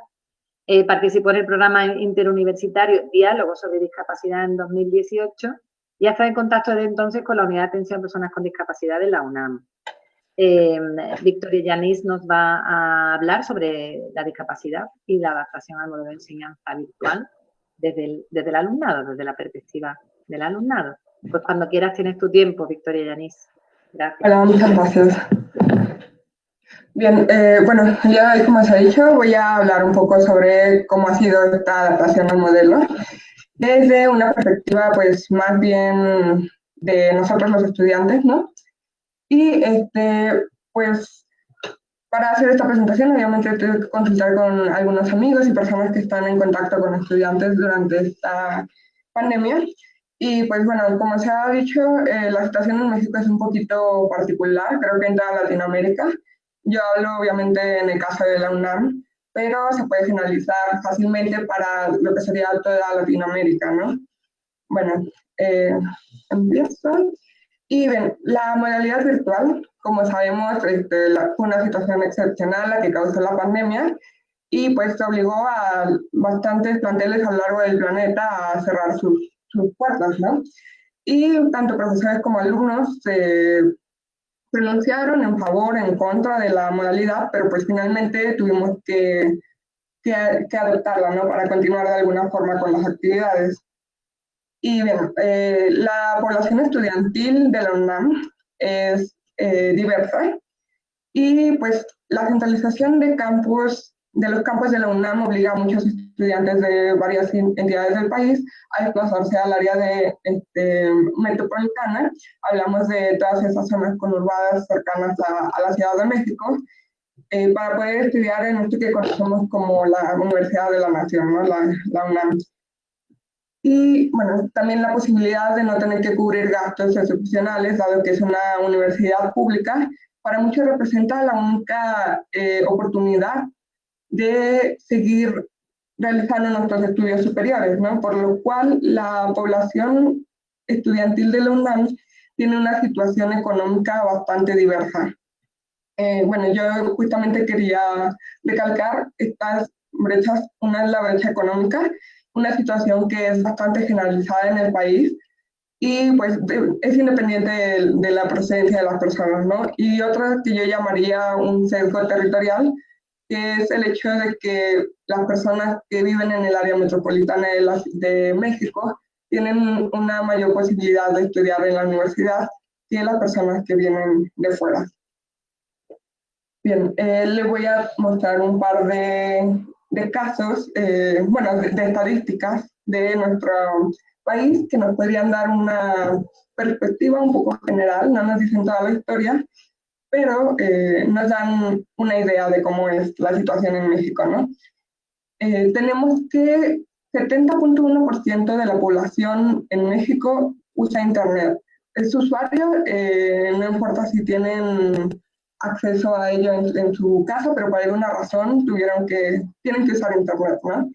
De estos, solamente 56.4% de los hogares en México tienen acceso a Internet. Esto nos da un 40% de personas, bueno, de casas en México que no tienen acceso a Internet. Traduzcámoslo a la población que tiene este país y pues tenemos millones de personas, ¿no?, que no tienen acceso a una computadora en sus casas. Y esto obviamente pues fue un reto bastante grande para las personas durante la pandemia. También tenemos que en telefonía celular estamos un poco mejor. 75.1% de la población utiliza celulares.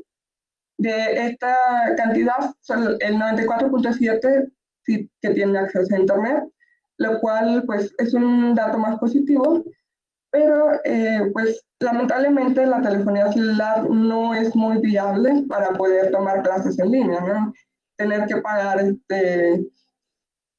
1 hora o 2 horas de una clase en línea con un profesor, pues es poco viable, dada el ingreso medio de una persona en México. Bien. Ahora estoy mostrando un par de estadísticas que obtuve del portal de estadística de la universidad. Y bueno, a grandes rasgos les quería presentar 2 cosas. Uno es la estadística de las personas por paso reglamentario. Para aquellos que no son de la universidad, el paso reglamentario implica tú vas a una preparatoria de la UNAM y si tienes el promedio tienes acceso a la licenciatura que tú pidas. Esa es una forma de ingresar. La otra es por medio de un examen.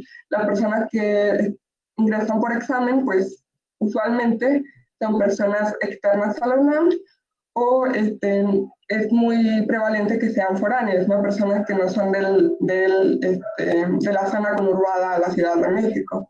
Entonces yo les proponía que veamos esto más o menos como el paso reglamentario, las personas que están dentro de la ciudad, y el examen como las personas que venimos de fuera.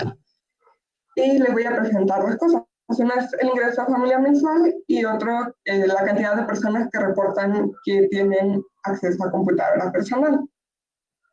Y bien, podemos ver que esto es de paso reglamentario, las personas que estuvieron en preparatoria de UNAM,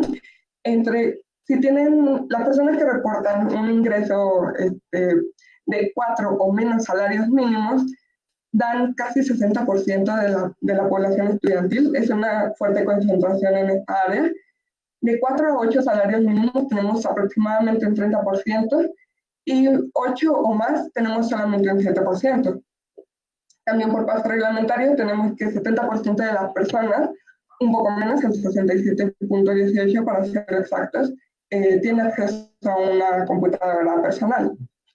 Y bueno, en el caso de las personas que ingresaron por un examen, tenemos más o menos la misma distribución, cerca del 60% de 4 o menos salarios mínimos, entre 4 y 8 también casi 30. Hay una pequeña disminución en cada uno de los casos, pero es muy pequeña. Lo que sí cabe destacar aquí es que las personas que tienen 8 o más salarios mínimos, en el caso anterior de las personas que, como les digo, muchos viven en la Ciudad de México, solamente era 7% de las personas, y aquí tenemos que concentramos 12%. Así que aquí se ve que realmente las personas que ingresan por examen tienen un nivel económico un poco más alto. Pues esto tiene sentido, dado que las personas que vienen de fuera deben de suplir algunos gastos que no son tan necesarios para los locales, como el caso de renta y manutención. Y en el caso de computadora personal también vemos un ligero aumento. 72% de las personas reportan tener una laptop. Bien, estos son como datos generales que aplican para todos los estudiantes, pero bueno, ahora veamos qué ha hecho difícil para la universidad dar una respuesta a los alumnos, ¿no? Y en especial a los alumnos con discapacidad. Bien, tenemos que la UNAM tiene una magnitud de población estudiantil bastante grande, son más de 300.000 personas las que estudian en UNAM, tanto en preparatoria como licenciatura y posgrados. Tenemos, como había mencionado, una centralización de los planteles. Realmente los planteles, aunque es la Universidad Nacional, están pues concentrados en un área bastante pequeña, ¿no? Lo cual pone difícil para algunas personas estudiar. Y también una vez que se inició la pandemia, muchas personas vuelven a sus estados de origen y pues ya no tienen una forma de acudir a alguien directamente de la universidad. También tenemos un fuerte caso, como ya se mencionaba, de la cultura y la actitud de las personas. Tanto en el caso de la docencia como en el caso de la administración, realmente no existe como una cultura de apoyo a las personas con discapacidad y eso hace bastante difícil que sea visible su situación. También tenemos el caso de la disponibilidad de infraestructura en diversas zonas del país. No es lo mismo estar en el norte que estar en el sur, la disponibilidad de infraestructura es bastante diferente y eso hace bastante difícil que las personas, bueno, que la universidad pueda atender a todos los casos, porque tenemos personas que viven en lugares bastante remotos donde no hay acceso a internet y cómo los puedes tú contactar una vez que empieza todo este problema. Ahora, también tenemos otro problema dentro de la universidad y es que debido a que es tan grande, hay una relativa soberanía de las facultades e institutos. Y bueno, eso puede ser muy bueno debido a que pues, son demasiadas personas. Entonces, un solo control central no sería algo factible, pero esto también dificulta que haya una comunicación entre un poder central y pues las facultades, ¿no? Son como facultades que están cada quien por su lado y no existe como un protocolo que hable por todas. Otro de los problemas ha sido la recopilación de datos de los alumnos. Estamos en pasos de bebé todavía en ese aspecto, entonces se puede llegar a conocer una situación generalizada, una estadística se puede llegar a realizar, pero realmente no tenemos datos de muchísimas personas que están en la universidad. Y pues eso también hace que no haya comunicación entre la universidad y las personas que requieren de ciertos estímulos.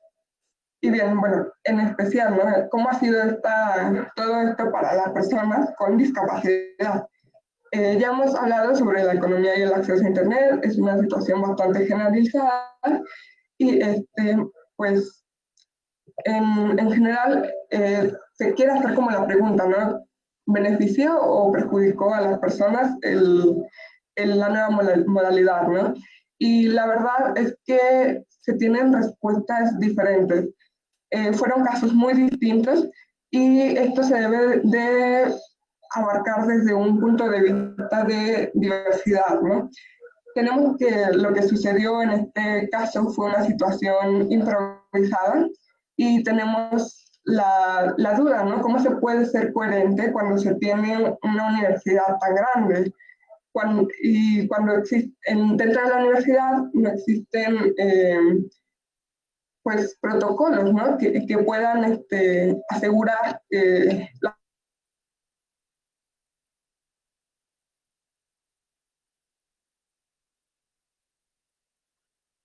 ¿Ha pasado algo porque se ha cortado la comunicación con la compañera Victoria Yanis?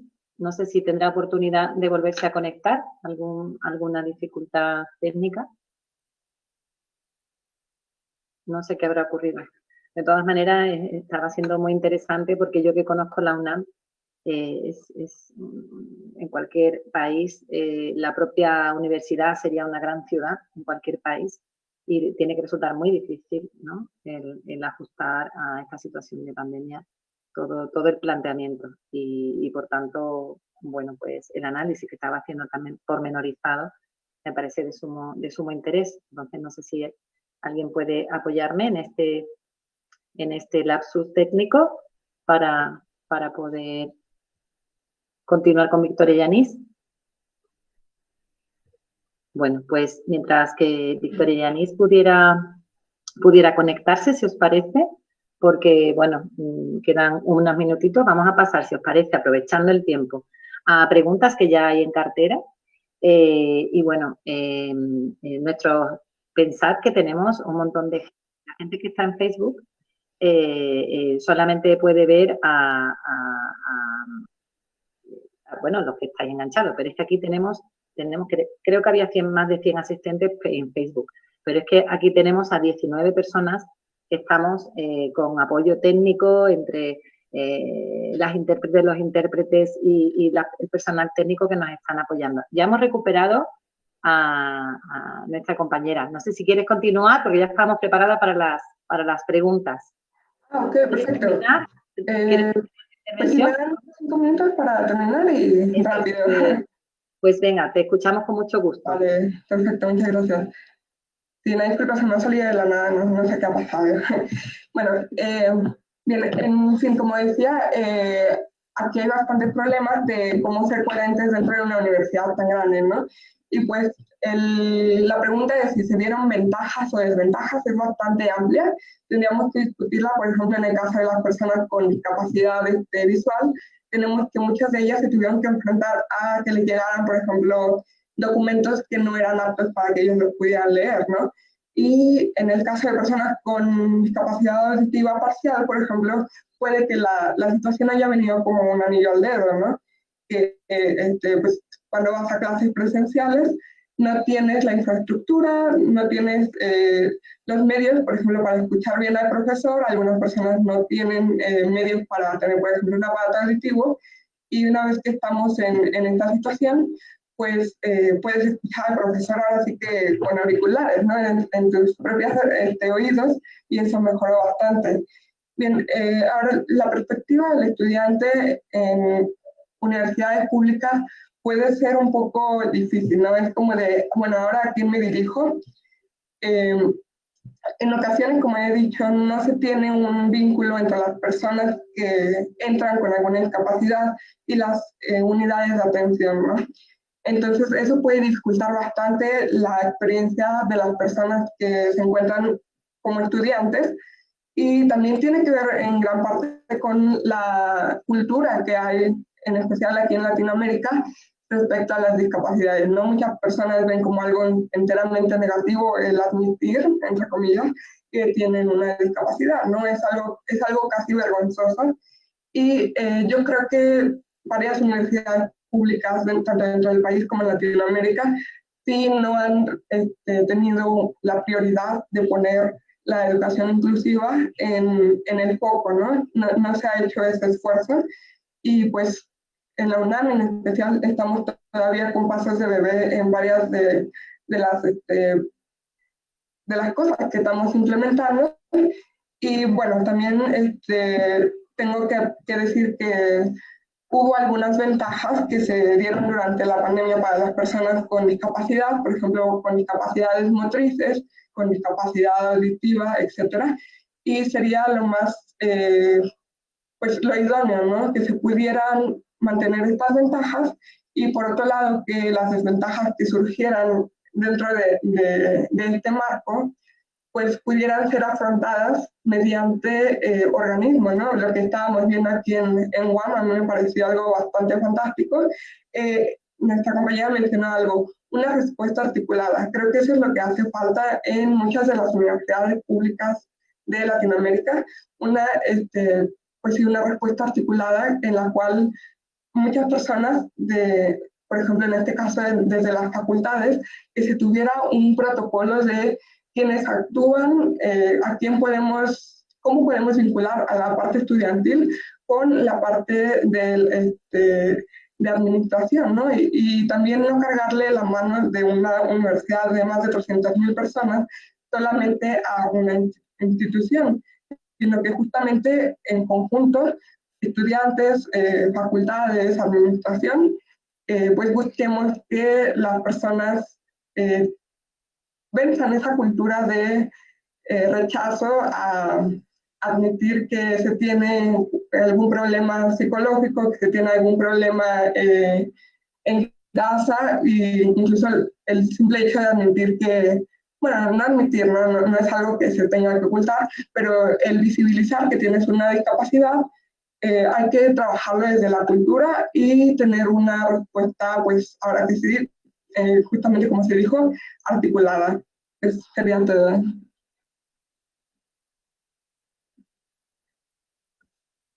Muy bien, muchísimas gracias por tu aportación. La verdad es que quisiera, si me permiten las compañeras, voy a tratar de hacer, por supuesto con total humildad, un resumen de las aportaciones, en breve, ¿no? Una codificación rápida de las aportaciones.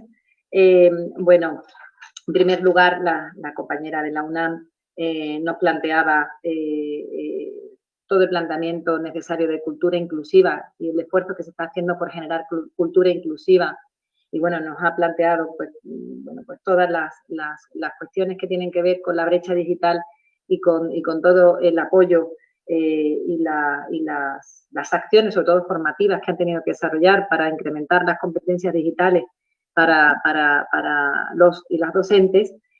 Posteriormente, Claudia, bueno, pues ha insistido por eso en la formación digital docente, en las cuestiones de accesibilidad, ¿no? Y todo el planteamiento de incorporación de la tecnología en la formación en este proceso, sobre todo para evitar que el COVID produzca invisibilidad entre el alumnado con diversidad, con discapacidad, y un retroceso en lo conseguido, ¿no? En todo lo que se había conseguido. Bueno, Carmen Liliana me ha dejado abrumada con todos los insumos y toda la gran estructuración que tiene de los apoyos a personas con discapacidad y al proceso inclusivo. Destaco ese modelo de análisis de riesgo en el itinerario universitario de las personas con diversidad funcional, con esas 3 fases de adaptación, logro y gestión de la información. Creo que es una estructura muy eficiente, y desde luego voy a indagar más y con tu permiso pues te voy a pedir que me ayudes a aprender de vuestro sistema. Y desde luego en la época de COVID ha insistido, ¿no? Han reforzado el planteamiento de acompañamiento, de los apoyos y sobre todo en la capacidad de generar nuevos insumos específicos para el COVID. Inmaculada ha insistido en la personalización de la atención, en la individualización del acompañamiento y sobre todo en la humanización de ese acompañamiento en la universidad. Y Victoria, como desde el punto de vista del alumnado, ha sido muy sugerente cómo ha estructurado diversas cuestiones, sobre todo cuando empezó con el debate sobre la docencia virtual, porque yo creo que eso ha sido algo común en todas las universidades cuando se generó el confinamiento. Fue quién estaba a favor y quién estaba en contra de la virtualización y cuáles eran los pros y cuáles eran los contras, y realmente ahí ha habido un tiempo importantísimo, incluso perdido en ese debate, a veces perdido y otras veces, bueno, ha sido productivo y se han generado respuestas, pero ha sido curiosísimo ese debate, ¿no? Sobre la docencia virtual cuando era algo inevitable, ¿no? Había que invertir ese tiempo en generar los apoyos. Ella ha hablado también de la necesidad de apoyo, sobre todo económico y tecnológico y técnico, para poder acceder a esos soportes de docencia virtual y digital. Curiosamente, ha nombrado también diferencias entre lo público en las universidades públicas y las privadas, y sobre todo ha contextualizado bueno, lo que sucede en las universidades con un planteamiento general de la sociedad, de su contexto, respecto a unos niveles de inclusión todavía escasos y que generan, bueno, pues ciertamente unos estereotipos y falta de prioridad en la inclusión, y máxime en épocas y en momentos de urgencia como lo que estamos viviendo, con lo cual este tipo de personas pues queda para último lugar. Muchísimas gracias a todas por vuestra aportación y espero no haber tumbado vuestras intervenciones fantásticas con estos minutitos de resumen.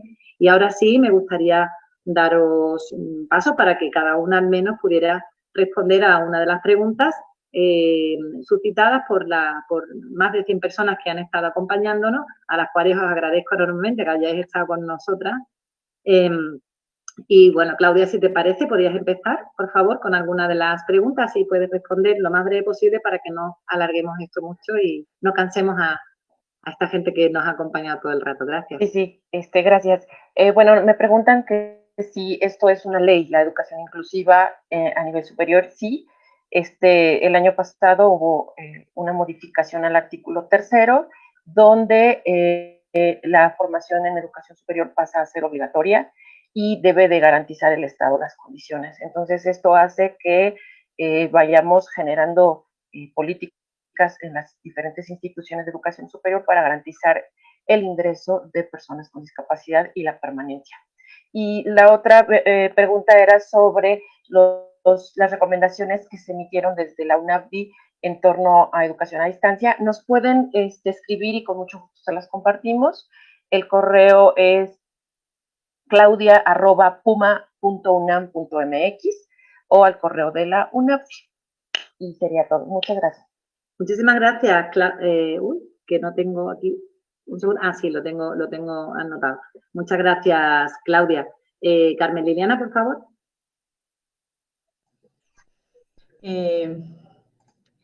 Bueno, yo quisiera abordar una de las preguntas que hay respecto a cuál ha sido la experiencia con estudiantes autistas. Puede ser una de las poblaciones en mayor situación de vulnerabilidad. Nosotros hemos tenido experiencia de trabajo con estudiantes autistas y básicamente lo que hemos hecho es acompañamiento muy fuerte desde acompañamiento docente, ¿sí?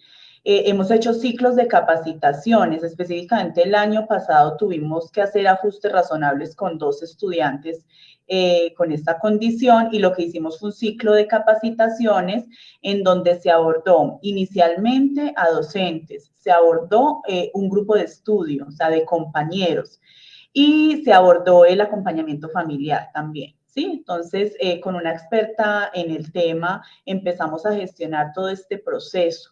Uno de nuestros estudiantes se retiró, ¿sí? Era un estudiante de ingeniería, del área de ingeniería. Él se retiró, pero se abordaron todos los acompañamientos posibles, ¿sí? Otros, pues, que tenemos, uno que ha tenido un acompañamiento, digamos que más cercano, continúa, pero uno se nos retiró. Hay otros que yo quisiera como enfatizar eso de nuestro programa de acompañamiento.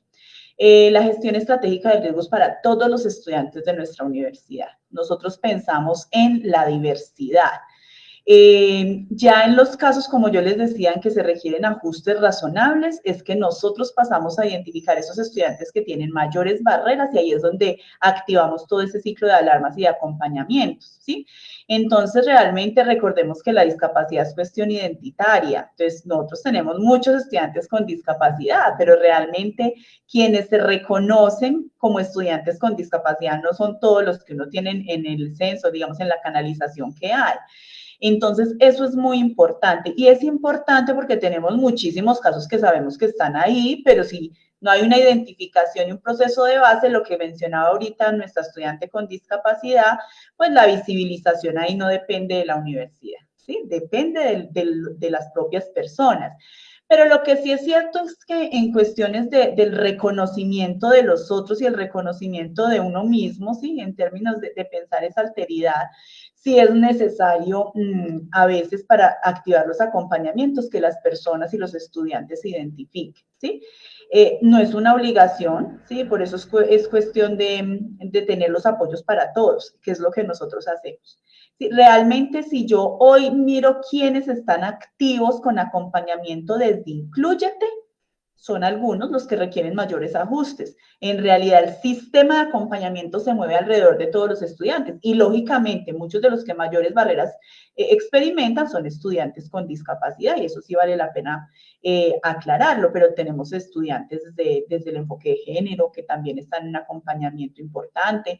Tenemos estudiantes que son, por ejemplo, de un programa del ICBF, el Instituto Colombiano de Bienestar Familiar, que con ellos se maneja total confidencialidad en los apoyos. Entonces son estudiantes a los que se les da apoyos, pero no los tenemos como, mire, estos son no, son estudiantes de nuestra universidad.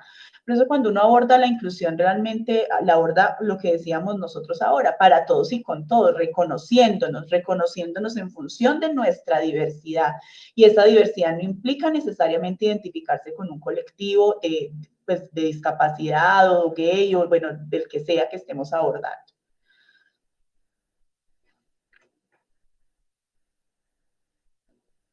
Perdón, que se me olvida que tengo silenciado el micrófono para no molestar. Muchísimas gracias, compañera Carmen. Inmaculada, si tienes alguna pregunta que contestar. Sí. Sí, estaba contestando por el chat, pero aprovecho también para contestar por aquí. Me preguntaban cuántos estudiantes con discapacidad tienen a la universidad y cómo se ofrecía el servicio a las personas con diversidad funcional.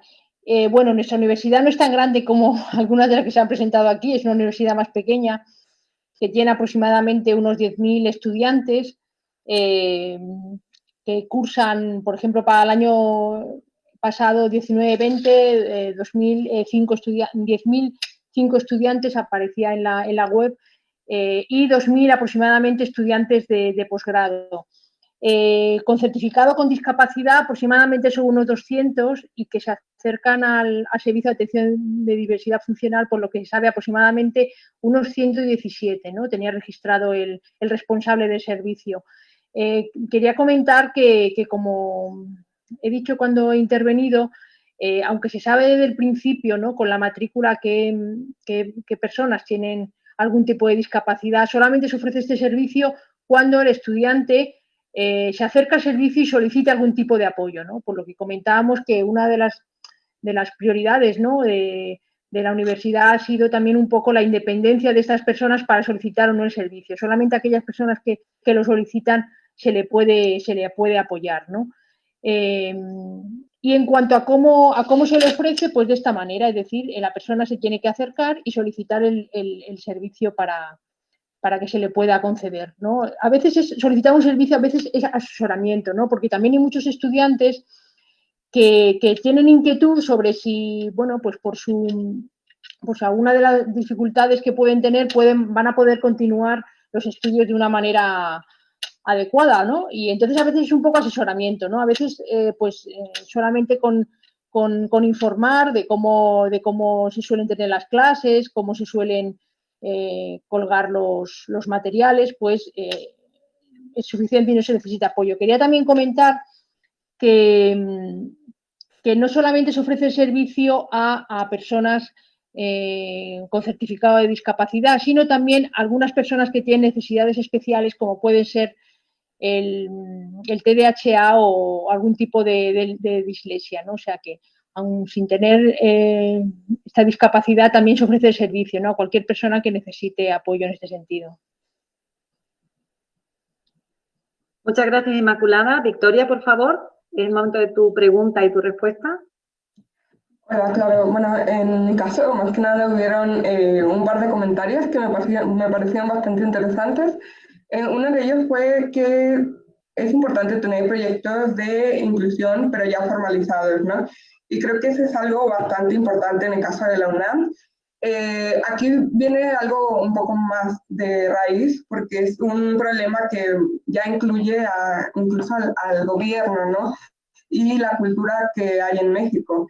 Entonces creo que todos estos aspectos pueden llegar a ponerse enfrente como ser un obstáculo para que pues, se considere todo este aspecto de la educación inclusiva como algo prioritario, ¿no? Como había mencionado.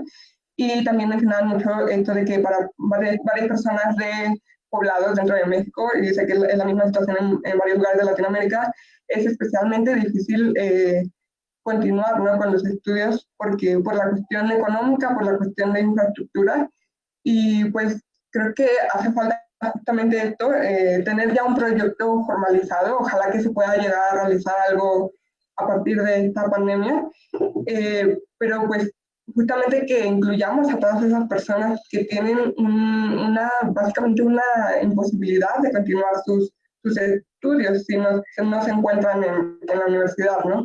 Porque tuvimos muchos casos de personas que, por ejemplo, no tienen ningún acceso, no tienen, por ejemplo, computadora o no tienen el sustento económico para tener lo suficiente en su casa o donde renten en la ciudad, y pues asistir a las universidades era su única forma de tener acceso a este material, ¿no?